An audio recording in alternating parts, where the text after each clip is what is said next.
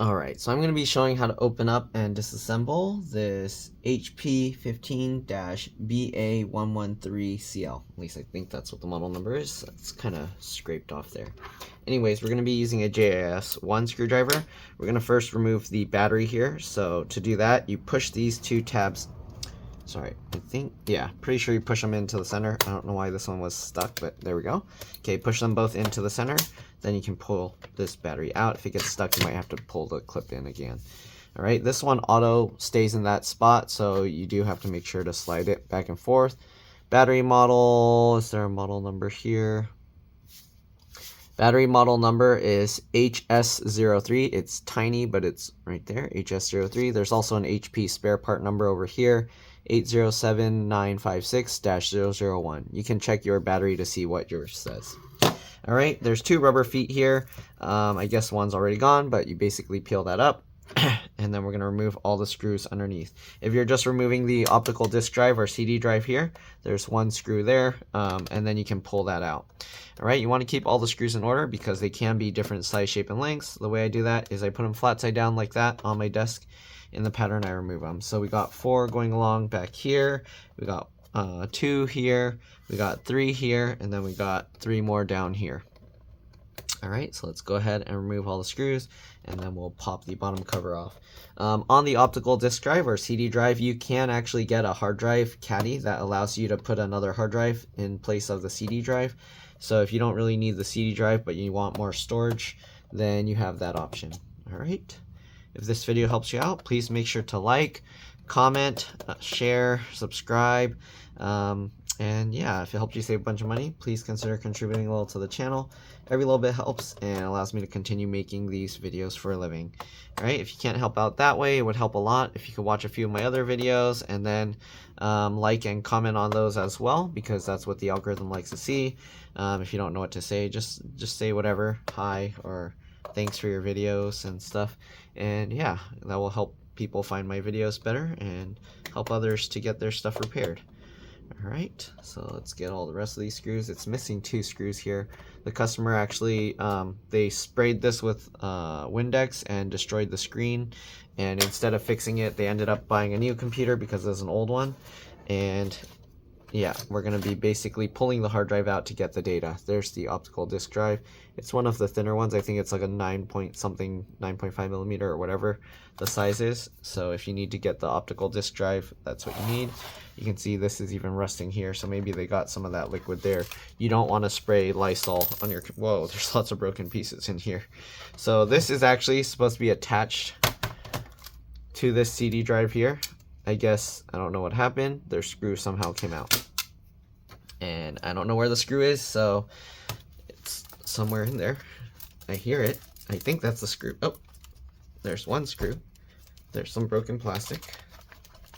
Okay, maybe it's a good thing that they damaged it on accident, because if that screw went in there, it could have fried their computer. There's only one screw hole there. So, oh yeah, that's right. There's only one. So this piece goes on, and I'm not sure if it goes this way or if it goes upside down the other way, but judging by this hole here, how it's like ripped out, most likely it goes this way, and somehow it got ripped out. I don't know if somebody was trying to rip the CD drive out without taking the screw out or what happened, but okay, it looks like I need a JIS0 screwdriver for this. All right, and then we'll get this piece back in there, and we'll see, is the screw even going to go in there? I don't know. It's just somebody ripped, yeah, no, somebody ripped it out. It's like destroyed. It's kind of holding. All right, anyways, we'll set that aside. Okay, we'll switch back over to the JS1. But now we should be able to pop this off. So the way you do that, open the screen slightly, and then you get your fingernail or pry tool in here. I like to use my fingernails because I can use, like, pull like that, and I can push on the bottom. So while holding it with my fingernails in there, I just push on the bottom like this, and it already popped most of it out. We're just going to go around. Okay, and then we're going to go around to this side, same thing. There we go. This has these clips here, so you want to be careful. But basically, pull the plastic out this way, it looks like. All right, and then pull up. Yep, there we go. more broken plastic. All right. Now that we got the sides and the front out, we should be able to kind of lift this, and sometimes it will just kind of pop out on its own if you kind of lift it. There you go.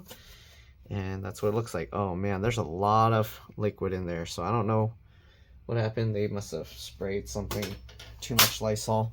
All right, anyways, let's go ahead and take a quick look in here. I'm gonna get a thumbnail real quick. Let's just line this up, and we can get a thumbnail from there. Give me a second, I'm getting a bunch of messages. Okay, anyways, let's go ahead now and pull this out. So this was upgraded to an SSD. I don't know why I don't have a video of this model. Maybe the model number I'm reading is just wrong. But anyways, we got 2 screws here. We're going to take those 2 screws out, and then we're going to go ahead and, oh, actually there's one more here. If yours has a screw here, I think this is from the bottom cover, so it shouldn't be a screw there. I don't think. Anyways, once you get all those screws out, you can lift this up. Be careful because this piece is here. If you want, you can unlatch this. Let me actually zoom in a little bit here. But you can unlatch that and then pull the whole thing out. But you don't need to do that because you actually, let's get that back in. Okay. You only need to remove this SATA adapter connector. So you can hold on to this piece and then you can pull and just wiggle the drive. You don't want to wiggle this part because it's attached with that cable. All right, so there's the drive. We're just going to remove this. And the customer just wanted me to pull his data off. So I'm going to actually keep this drive out, and I'm not going to reinstall it because it's not necessary. And oh, be careful dropping these metal components inside your computer. Okay, you don't want to short anything out. Same thing with the screws, obviously. You don't want to drop screws and stuff all in this area. All right, anyways, we're going to get this SSD out.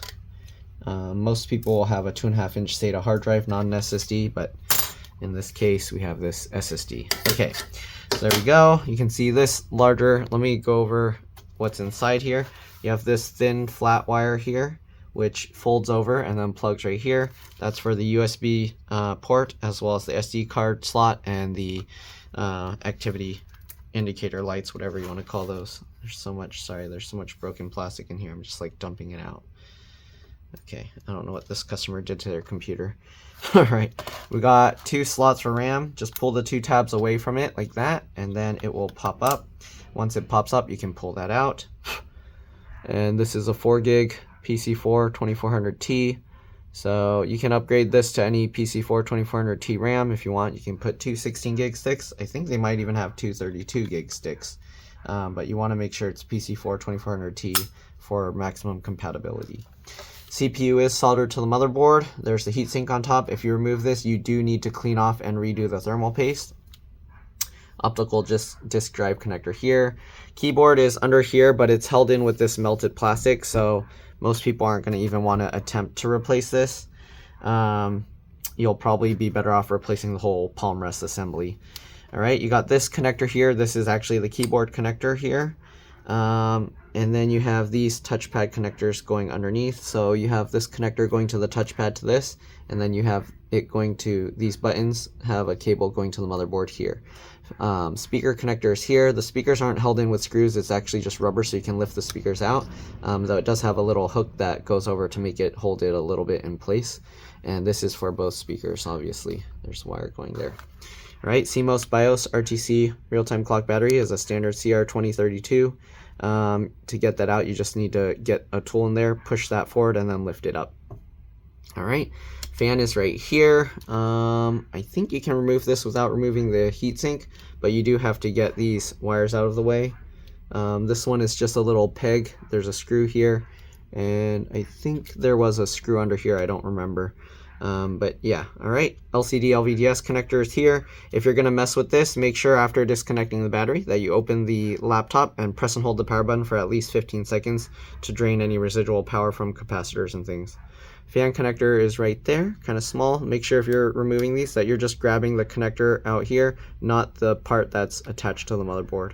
Also, you have the wireless card here. To remove the antennas, you go from the tails and you just pull straight up. They'll pop off. Don't try and pry from around or you'll rip that out.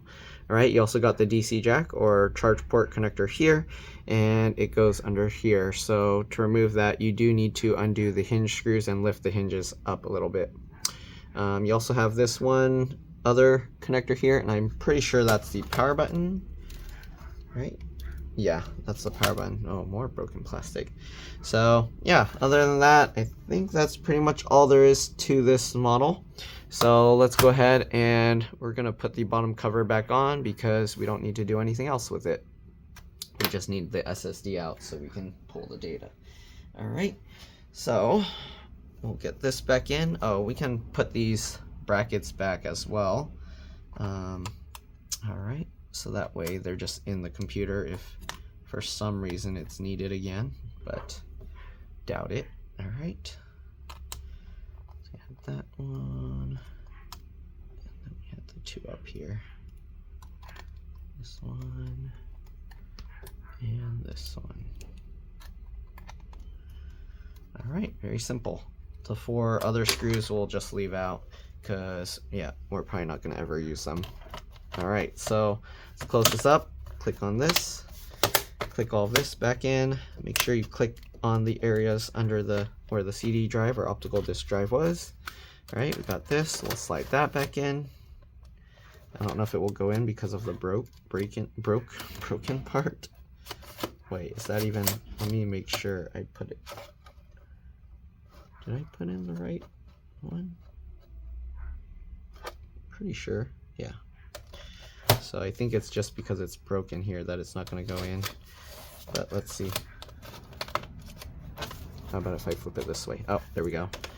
So I flipped the laptop upside down, then the weight of the gravity pulled that little tab into the right spot. All right, anyways, we'll get all these screws back in, and that's pretty much all there is to it. Hopefully this video helped you guys out. Again, if it did, please make sure to like, comment on the video because YouTube likes to see that. Share it with others so that they can learn how to upgrade and repair their devices as well. And if it helped you save a bunch of money, please consider contributing a little to the channel. Every little bit helps and allows me to continue making these videos for a living. And yeah, if you can't do that, it would, again, help a lot if you can watch a few of my others and then like and comment on those. Subscribe, hit the bell, watch all my videos. That'd be greatly appreciated.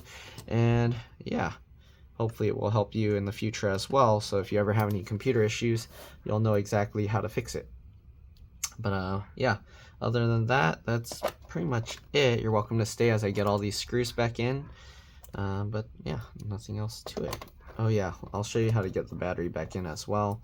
But yeah, all right, let's get the last 4 screws in and we'll be good to go.